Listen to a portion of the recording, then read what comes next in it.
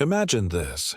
You're standing alone in the Hall of Mirrors at Versailles, the world's most dazzling palace, yet your hands are clammy and your mouth tastes of copper. Midnight has just rung, vibrating through crystal chandeliers.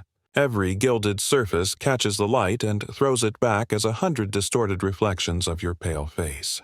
Marble floors press cold against the soles of your shoes, and behind you, the endless procession of mirrors seems to watch your every move. Your heart pounds beneath layers of silk, for in your pocket you clutch a velvet-sealed letter, one that could lift you into the Sun King's favor, or ruin you forever. As you break the wax, you feel the eyes of the entire court behind every curtain, waiting to judge, waiting to destroy. Tonight, your fate will be decided not by rank or loyalty, but by secrets you never dared to confess. And as you open the letter, a single thought seizes you. At Versailles, your most private weakness is someone else's opportunity.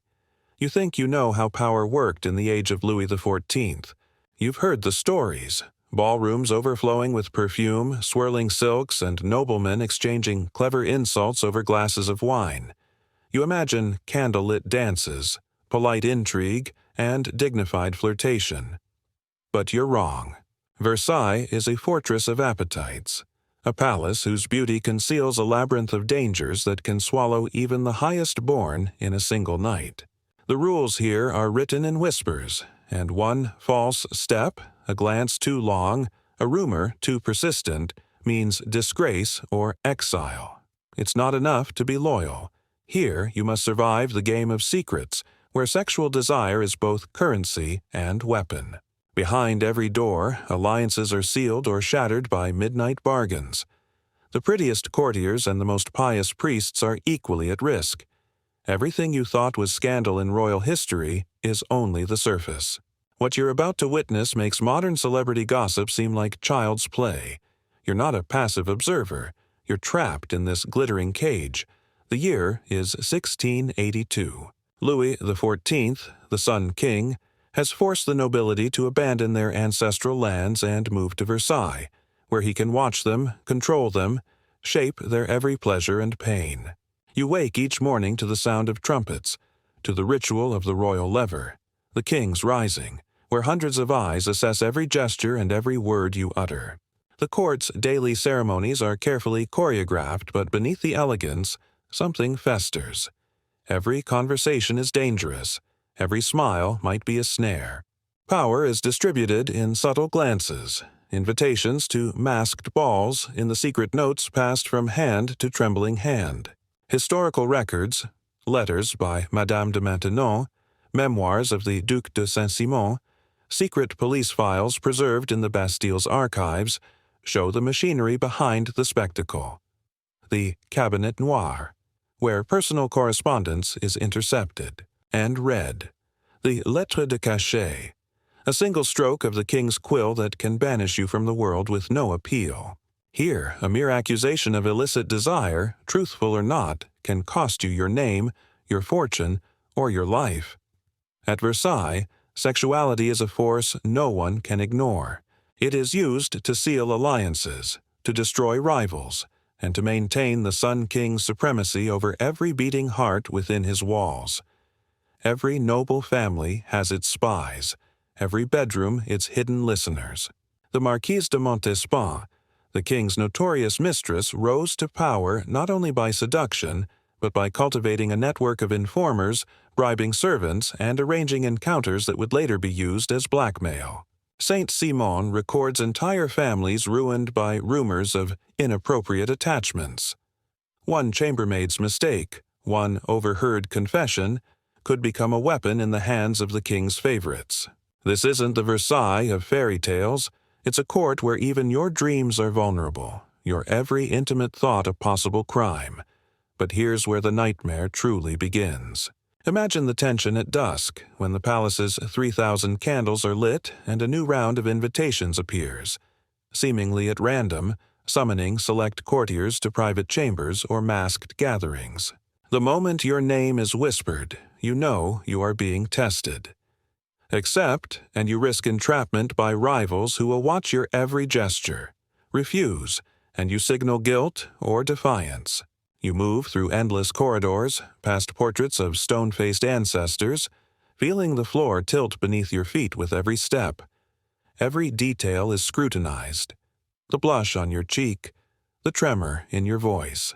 You see friends disappear from the court overnight, their names erased, their rooms cleared by dawn.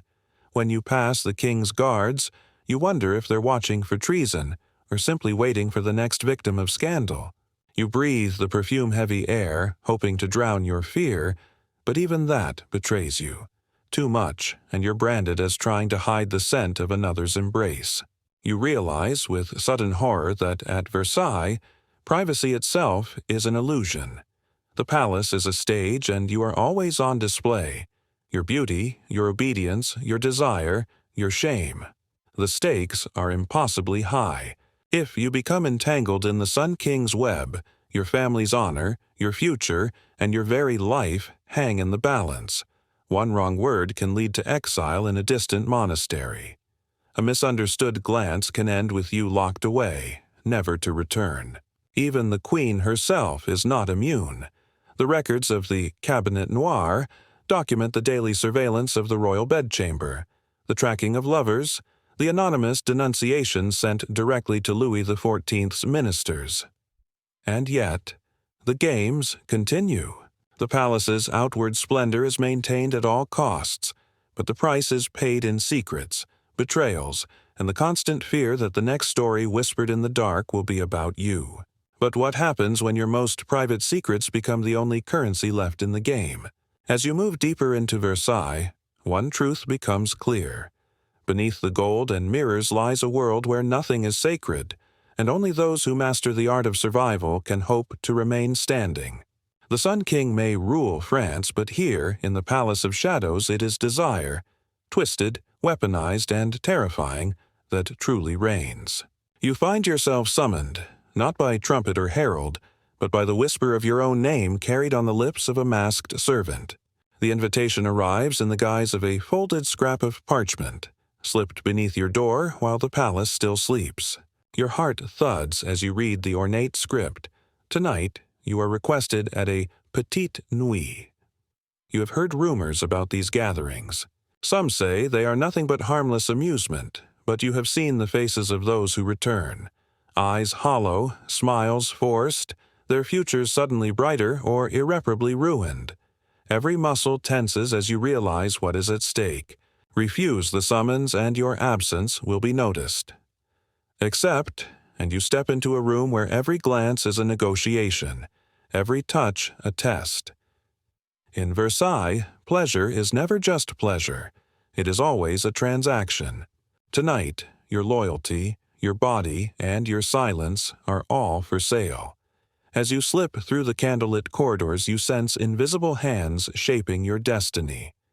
Servants brush past, eyes averted, but ears keenly attuned. The walls themselves seem to listen. You enter the salon, heavy curtains drawn tight, the scent of orange blossom and musk thick in the air.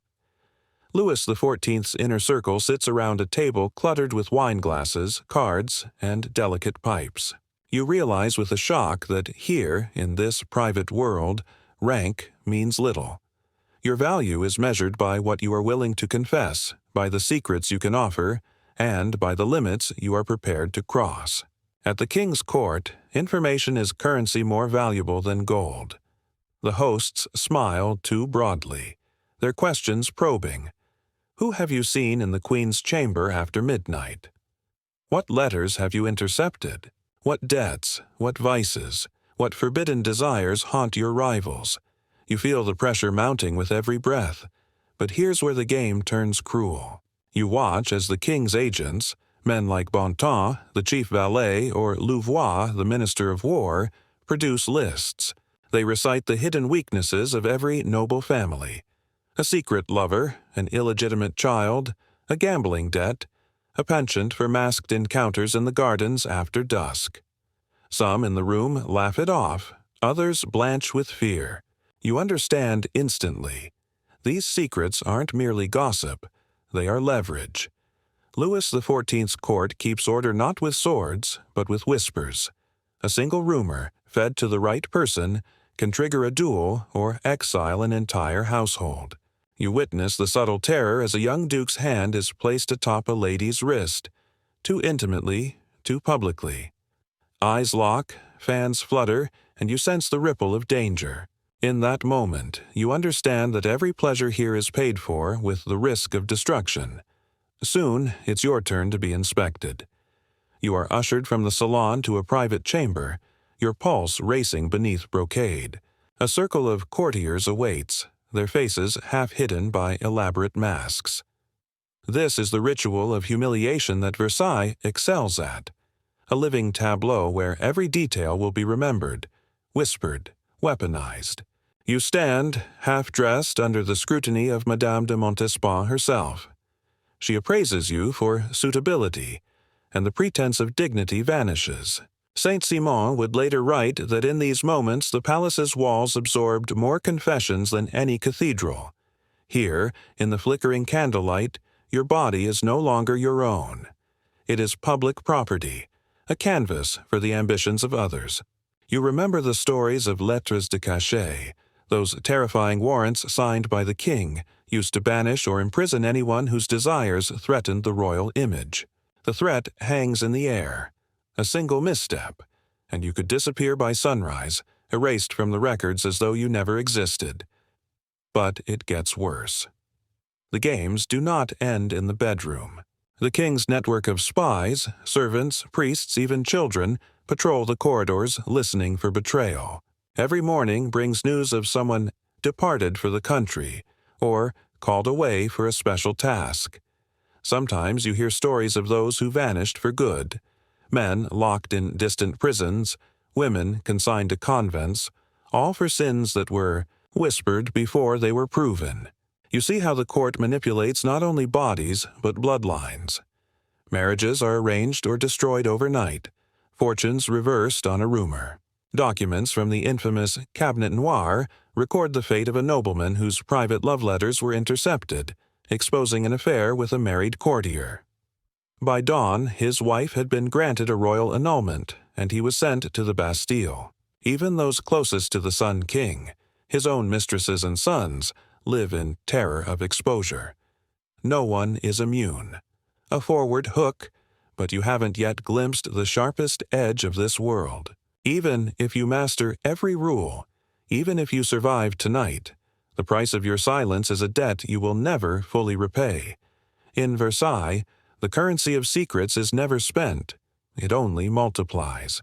The night drags on, the air in the chamber growing heavy with the stench of sweat and anticipation. You are handed a mask, the delicate silk trembling in your grasp. The next game begins, a masquerade in which roles shift with every dance, alliances formed and shattered before sunrise. Beneath the music and laughter, you sense the court's attention sharpening. You see the eyes of enemies and friends alike, searching for one misstep, one falter, one telltale sign of guilt. When the king himself appears, his gaze sweeping the room, you feel the full weight of history pressing down upon you. Every movement, every word, every glance will be remembered and perhaps someday used against you. Your fear is not irrational. Records from the Cabinet Noir show how carefully every scandal was catalogued, how even the faintest rumor could destroy a dynasty. And here, precisely here, in the hush that follows a sudden silence with masked faces turned toward you, with the court's appetite for blood and shame barely concealed beneath painted smiles, comes the revelation that will haunt you forever. This is no longer a game. This is the machinery of power itself. You understand that at Versailles, the difference between a guest and a prisoner is as thin as a whisper. One moment you are dancing in the king's favor, the next you are vanishing into the night, condemned by secrets you never even knew you revealed. If you're starting to see how power and desire intertwine at Versailles, and want to uncover more of the secrets history tried to bury, hit subscribe now. You'll never look at royal history the same way again. And as the masquerade continues, remember, survival here is never guaranteed, and the next invitation could be your last. You think you've learned the rules. that your careful silences and calculated smiles are enough to protect you. But at Versailles, there's always another layer beneath the surface, another test of loyalty, another bargain forced in the dark. Soon, your survival depends not only on what you conceal, but on what you're willing to betray. You are summoned by an official of the police de mœurs, the court's shadowy morality police. He greets you by name, his gloved hand lingering a fraction too long on your shoulder, and hands you a small, blank book. The message is clear. Everyone is watching everyone else. You are expected to fill these pages with names, rumors, and confessions. The king's network is a living organism, and now you are part of its nervous system. Spy or be spied upon. The days blur together, each sunrise bringing new terrors. At every meal, every ball, you must listen for what is unsaid, watching the faces around you for a flicker of panic or a flash of triumph. You become adept at deciphering the code of fans and glances, learning that a cough, a dropped handkerchief, or an untied ribbon can spell disaster. If you refuse to provide useful information, you risk suspicion, and in a world where innocence is no defense, suspicion is a death sentence. Historical records from the Paris police archives detail how courtiers were quietly interrogated about their friends and families, forced to sign statements implicating others in scandalous behavior. One signature, a single careless word, could end a life. But here's where it gets worse. The more you try to shield yourself, the more tangled you become in the palace's web. You are pressured to spy on your own friends. In private, trembling voices confess to you, hoping you will protect their secrets. Instead, you find yourself passing notes to the cabinet noir, watching as they are logged in a vast ledger of shame. You see how hush money flows through the corridors, bribes paid not just to keep scandals quiet, but to manufacture them. Madame de Maintenon's correspondence reveals how entire households rose or fell on a single piece of intercepted gossip. You learn the story of the Duchesse de la Vallière, whose fall began with a rumor of forbidden love and ended in her banishment to a convent. Her letters, preserved in the National Archives, describe a world where one's virtue could be destroyed by envy alone. Soon, you witness the full force of institutional horror. You are present as a secret tribunal is called, a chambre ardente, the burning chamber, assembled not for justice, but for spectacle. Its purpose, to investigate whispered allegations of sexual magic and illicit rituals, the kind that can never be proven and yet always leave a stain. La Voisin, infamous for the poison affair, is called to testify. You sit in the shadows, listening as nobles are accused of attending black masses in candlelit cellars, of drinking potions meant to ensnare the king's heart, of performing acts so unspeakable that the very air in the chamber seems to curdle. Witnesses are paraded through, some bribed, some tortured. Every confession is added to the king's arsenal. The Chambre Ardente's records, preserved in fragments, reveal how evidence was often fabricated and how confessions extracted under torture led to the deaths or disappearances of dozens of courtiers. A forward hook. But if you think you're safe in the crowd, remember this: no one is ever truly invisible at Versailles. Even a servant's whispered tale can ignite a fire that consumes an entire lineage. Now the true machinery of control reveals itself. The king's ministers weaponize sexuality against both men and women. You see a young marquis, once favored at court, accused of sodomitical practices. The charge enough to erase his name, his fortune, his future. You hear of noblewomen sent away for suspected irregular affections. Their reputations destroyed not by proof, but by jealousy. The queen herself is not immune. Maria Theresa's Spanish retinue is watched relentlessly for rumors of infidelity, every smile and sigh recorded in the black books of the court police. You recall the letter of a foreign ambassador, shocked to learn that Versailles kept ledgers cataloging the bedroom crimes of its most prominent families. Names, dates, alleged offenses, all filed away for use as leverage or punishment. The court's obsession with policing female sexuality reaches a fever pitch. You see it used to settle vendettas, to eliminate rivals. Accusations of secret pregnancies, of sapphic liaisons among the queen's ladies, are traded like daggers. One evening, you hear the muffled sobs of a laundress dragged before the chief physician, forced to undergo a humiliating examination. Her fate sealed by a rumor, her life discarded to preserve another's place in the king's favor. The story of the Affaire des Poissons unfolds in front of your eyes. Women tortured into confession, men executed on hearsay, all under the guise of cleansing the court. But there's another layer, even more chilling. The sexual surveillance is so systematic, so normalized, that you find yourself forgetting what it felt like to be safe. Survival means anticipating the next scandal before it finds you. At night, as you walk the gardens alone, you flinch at every footstep behind you. Your dreams are haunted by the threat of exposure, of waking to find your name on a summons, your bed ransacked, your most private moments read aloud before a tribunal. You remember the words of Saint-Simon. At Versailles, there are no secrets, only debts waiting to be collected. A forward hook. And just when you think you've paid the price for silence, you realize the cost has only begun to mount. There is one chamber in Versailles where the darkest rituals are reserved for those whose loyalty is most in question. Here, at the heart of power, you see the final, unspoken rule. Even your innocence is a liability. To be above suspicion is to be envied. To be envied is to be targeted. And to be targeted is to become the next offering in the king's endless pursuit of control. You sense it with every word left unsaid, every shadow lingering just out of sight. The machinery of sexual surveillance turns relentless and cold, and you are trapped inside, one secret among thousands, each waiting to be revealed. You are summoned again, this time not to a masked gathering or a dimly lit salon, but to the deepest corridors of Versailles, where only the most trusted and the most endangered are called. The invitation is silent, the command delivered in the quiet insistence of a royal guard who finds you at dawn, just as the fog clings to the marble statues in the gardens. You follow him past locked doors and silent sentinels, deeper into the palace's guts, until you reach a room so still it could be a tomb. Here, fear is a living thing, thick enough to taste.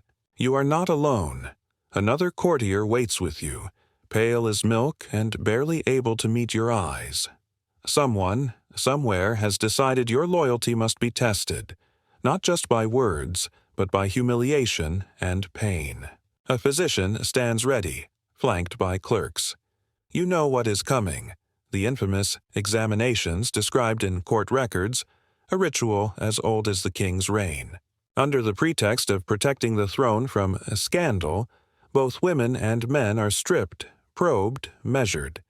It is said the queen herself was subjected to this indignity after whispers circulated of a lover among her Spanish attendants. One wrong answer, a bruise in the wrong place, a trembling hand, and your life can unravel by noon. Madame de Maintenon's letters, written in careful script, detail these medical investigations with the icy detachment of a woman who learned to weaponize shame. "We must cleanse the palace," she wrote, "lest it fall to rot from within." You feel her eyes upon you, even from centuries away, and understand that here, the body is both evidence and accusation. But here's where the ordeal darkens. When the examination ends, you are taken not to your own chamber, but to a hidden salon, its windows shuttered, its air dense with smoke and the scent of wax. A tribunal sits at a table, its members masked and expressionless. You are given a quill and forced to sign a declaration that you have never conspired against the king, that your heart and your body belong only to the crown. The other courtier, shaking and silent, cannot bring herself to swear. You see her led away, her sobs echoing down the empty hallway. In the records of the Chambre Ardente, there are hundreds of names like hers, lives broken by rumor, erased by royal will. But the machinery does not stop at confession. You witness the aftermath, the silent removals, the rooms cleared before dawn, the personal effects burned or sold off at secret auctions. You catch a glimpse of a familiar coat in the hands of a footman, a necklace you once admired slipping into the pocket of a royal official. The Duke of Saint-Simon's memoirs describe these vanishings. One might dine with a friend and find him gone by morning, his name unspoken, henceforth his story a warning for the rest. Even suicides are rebranded as honorable departures. The palace is a self-cleaning organism, and you feel the threat settle into your bones. Each disappearance is a reminder. Your survival is always contingent, your every gesture a possible last. You try to escape into the palace gardens, seeking a moment's peace. But Versailles has no sanctuary. The groves and fountains conceal their own horrors. You overhear two laundresses whispering about a maid who fell pregnant by the wrong man and was sent away in disgrace, never to be seen again. In another corner, you catch a snatch of foreign language, a warning from an ambassador to his protégé, urging him to keep his desires hidden if he wants to see his homeland again. The paranoia is so thick you could drown in it. The very air is charged with the knowledge that pleasure is always suspect, that beauty and desire must be policed and punished. And just as you begin to imagine that discretion will save you, you are called to another secret gathering. This one attended not by courtiers, but by those whose power derives from their knowledge of secrets. Here, confessions are traded for protection. A minor official offers you a way out. He has seen the lists, he says, and he knows who will be named next. In exchange for your silence about his own indiscretions, he will see that your name disappears from the king's ledgers. You hesitate, knowing that every bargain at Versailles is double-edged. But to refuse is to accept your own destruction. You realize that in this world, to survive is to become complicit, to barter with your own shame. As the sun sets and the palace glows gold outside, you sign the final document. Your freedom bought with the currency of another's ruin. But here's the cruelest twist. In the stillness after the deal is struck, you sense that nothing has truly changed. The eyes that watched you before will keep watching. The ledgers will fill with new names. The tribunal will sit in judgment again. You've bought a reprieve, not a pardon, and the price will come due with the next rumor, the next indiscretion, the next shift in the Sun King's fickle favor. A forward hook. Yet Versailles is not finished with you. Beyond these gilded halls lies the ultimate ritual, the spectacle that binds the court together in a cycle of humiliation and spectacle, a ceremony in which no one is ever truly innocent, and no one ever escapes unchanged. And as you return to your own chambers, you cannot escape the final realization. The palace itself is designed not to house the powerful, but to break them. The true architecture of Versailles is built from fear, enforced with secrets, and lit not by sunlight, but by the flickering candle of your own dread. You're summoned to the grand salon at dusk, the sky outside blazing with the colors of sunset, every window of Versailles reflecting crimson and gold. But inside, the air is heavy and the faces around you are masks, painted, powdered, each smile a thin veneer over panic. Tonight is the ritual everyone dreads and secretly craves, the spectacle where the court's obsession with surveillance and humiliation is laid bare for all to see. This is the bedding ceremony, an event so elaborate, so saturated in voyeurism and performance, that even the bravest hearts skip a beat as the trumpets sound. You watch as a newlywed noble couple, little more than children, are paraded through the galleries, a crowd of relatives and strangers jostling for the best view. They are stripped by their own families, garments peeled away with practiced hands and raucous jokes. The bride's skin shivers in the candlelight, her humiliation made a public currency, her dignity bartered for the king's blessing. You remember the records from foreign ambassadors. Lord Portland's reports detail his shock at these public unveilings, calling them a ceremony of exquisite cruelty, masked as tradition. There is no room for protest. Even the Queen endured this spectacle, her private union scrutinized as a matter of state. But here's where the ritual deepens into horror. Once the couple is in bed, the curtains are drawn aside.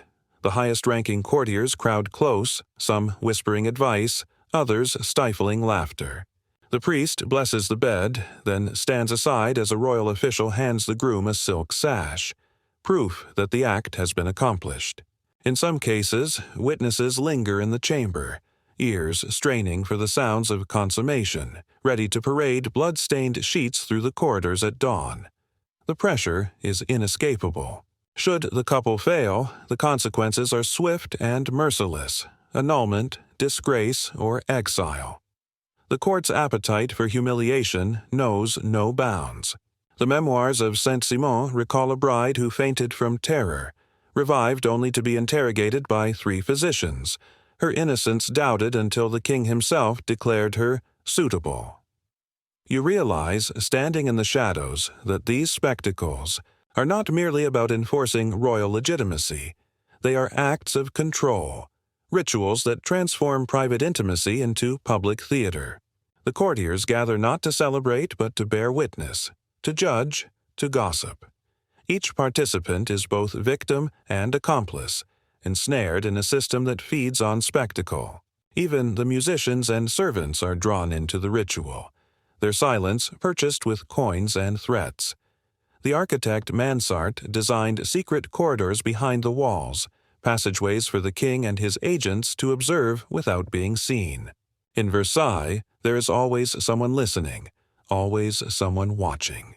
But here's the truth that chills you to the bone.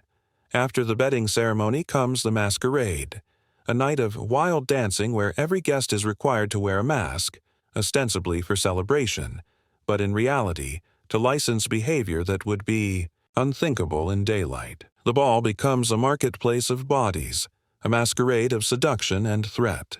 You watch as alliances shift with every dance, as the king's favorites are plucked from the crowd for private audiences, as jealous rivals slip away to plot their revenge. Madame de Montespan's letters describe the freedom of these nights, but warn that every touch is observed, every word remembered. You see men and women disappear into darkened alcoves, only to return pale and silent, their futures hanging on the whims of those who witnessed or claimed to have witnessed their transgressions. At dawn, as the masks are removed, you are left with a sense of vertigo. Nothing is what it seems. Reputations are made and ruined in an instant, and the stories told about last night's festivities will become weapons in the hands of the ambitious. You remember the accounts of English envoys, stunned by the unnatural openness of the Sun King's court, the way bodies are put on display and then punished for being seen. Versailles is a hall of mirrors, every reflection distorted, every secret exposed, every pleasure doubled back as threat. But you have not yet glimpsed the final secret, the one almost erased from the royal chronicles. At the heart of this machinery is a ceremony known only to the king's innermost circle. Here, in the deepest room, stripped of titles and masks, courtiers are compelled to confess their greatest desires, their deepest shames, while the king himself listens and decides their fate. It is a rite both spiritual and profane, a last trial of loyalty where survival means offering up everything that makes you vulnerable. Some are broken by the ordeal, a few emerge transformed, but none escape unchanged. A forward hook. But there is one last revelation, one more step in the spiral. What happens in Versailles when even the king's own appetite for humiliation and power reaches its breaking point? You are about to see the moment when the palace itself turns from spectacle to nightmare, and the price of survival is paid in something far darker than shame. You stand at the threshold of Versailles' innermost sanctum, summoned to the chamber where the rules of the palace, already twisted, are finally stripped away. Here, where the golden light can't reach, where velvet drapes swallow every sound, you feel the weight of history close in. The king himself sits at the center of the room, not as a distant monarch, but as the master of a ritual designed to dissolve all boundaries between power and submission. Around him, the highest lords and ladies kneel, no longer noble, no longer even themselves, but supplicants in a rite of absolute control.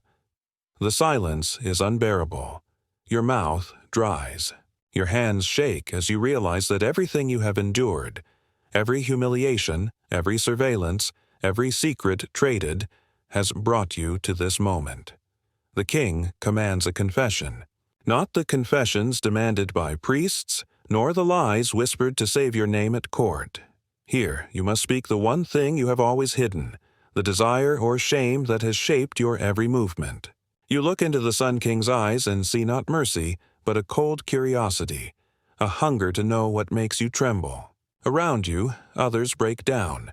One baron confesses to a forbidden love, a marquise reveals a lifetime of betrayals, another courtier sobs out a secret so raw that even the king flinches. This is the climax, the core of Versailles' terror. Your most private pain is no longer your own. It is transformed into royal entertainment, a spectacle for the court's consumption. Historical records of Louis XIV's Cabinet Noir describe these gatherings. The ledgers, the files, the careful cataloging of every weakness for future use. Nothing is wasted. Even as you speak, you know that your confession will haunt you, leverage to ensure obedience for years to come. Madame de Maintenon's secret correspondence speaks of courtiers broken not by exile or poverty, but by the knowledge that the king held their souls in his hands. But here's where the horror takes its final, most twisted shape. The king does not need to punish you. The humiliation is its own sentence. As you stagger out of the chamber, past the gold and glass that once seemed so alluring, you realize that every person you pass is a survivor of the same ritual. Versailles is a society of the broken, bound not by loyalty or faith, but by the shared terror of exposure. The system is self-sustaining. No one needs to enforce the rules because the fear of the next confession is enough to keep everyone in line. And now, in the stunned hush that follows, you glimpse the broader truth. Versailles was not simply a palace, nor even a court. It was a crucible, forging generations of Europe's most powerful families in the fires of psychological domination. The rituals perfected here, the surveillance, the public shaming, the transformation of intimacy into weapon, would spread throughout the continent. The machinery built by Louis XIV did not die with him. It became the blueprint for modern scandal, for the political blackmail and celebrity destruction that still haunt the corridors of power. You walk from the palace into the gray dawn, the scent of candle wax and fear still clinging to your skin. You understand now that the Sun King's greatest legacy is not the mirrors or the gardens or the endless line of heirs. It is the invention of control through desire, the weaponization of shame, the knowledge that even the purest love or the most private thought can be turned against you. Versailles endures wherever secrets are stockpiled, wherever a single confession can destroy a dynasty. This is the final reflection. You entered Versailles dazzled by its splendor, certain that its beauty was a promise of safety. Now you see the truth. Beneath the gilded ceilings, behind every mask, every pleasure, every ceremony, there is only the endless struggle to survive the Sun King's shadow.